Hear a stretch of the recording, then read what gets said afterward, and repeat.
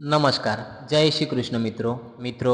આજે આપણે વાત કરીશું રાધન છઠના વિશે. મિત્રો, રાધન છઠ કેમ ઉજવાય છે અને તેનો મહિમા શું છે અને તે દિવસે કેવી રીતે પૂજા કરવી તેની તમામ માહિતી આ વિડીયોમાં અમે તમને આપીશું. એટલે વિડીયોના અંત સુધી જોડાયેલા રહેજો અને વિડીયો પસંદ આવે તો વિડીયો લાઈક કરી અને કોમેન્ટમાં જય માતાજી જરૂર લખજો. મિત્રો, રાધન છઠનો તહેવાર હિન્દુ પરંપરામાં એક મહત્વપૂર્ણ તહેવાર છે જે ખાસ કરીને ગુજરાતમાં મહિલાઓ દ્વારા ઉજવાય છે. આ તહેવારનો મુખ્ય ઉદ્દેશ પરિવારમાં સુખ શાંતિ અને સમૃદ્ધિ લાવવા માટે દેવી અને દેવતાની પૂજા કરવામાં આવે છે.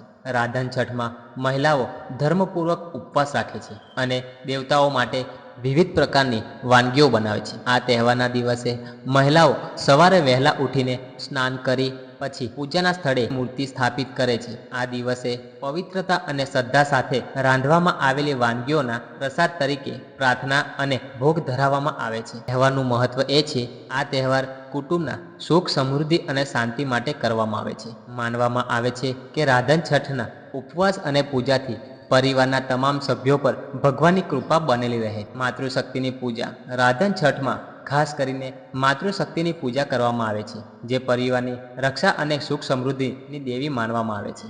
આ તહેવાર ગુજરાતની સંસ્કૃતિ અને પરંપરાના મૂલ્યોને જાળવવા અને આગલી પેઢી સુધી પહોંચાડવાનો માર્ગ છે.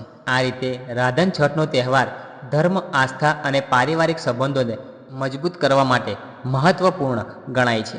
રાધન છઠનો તહેવાર શ્રાવણ મહિનાના શુક્લ પક્ષની છઠને દિવસે ઉજવવામાં આવે છે. રાધન છઠના દિવસે ખાસ કરીને રસોઈ ઘર અને પૂજા સ્થાનને સારી રીતે સાફ કરવામાં આવે છે. પૂજા કરતાં પહેલાં સ્ત્રીઓ ઉપવાસ રાખે છે. આ દિવસમાં માત્ર ફળહાર લેવાની પરંપરા હોય છે.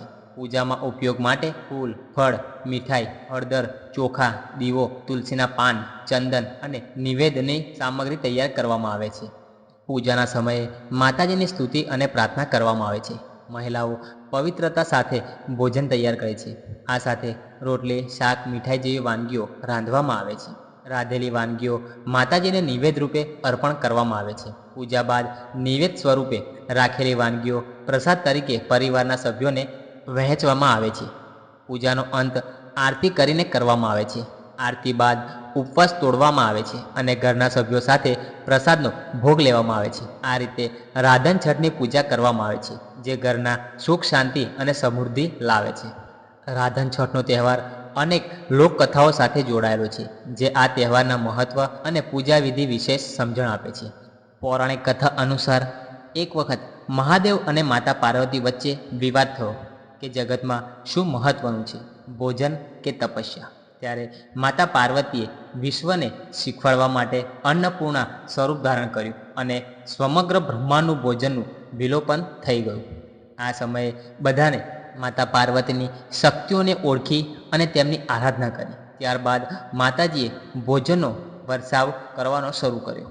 આ કથા દર્શાવે છે કે ભોજન માનવ જીવનમાં કેટલું અગત્યનું છે અને તેની પૂજા કરવાની પરંપરા એટલે કે રાધન છઠ અન્નના સન્માન અને માતૃશક્તિની આરાધનાનો તહેવાર છે.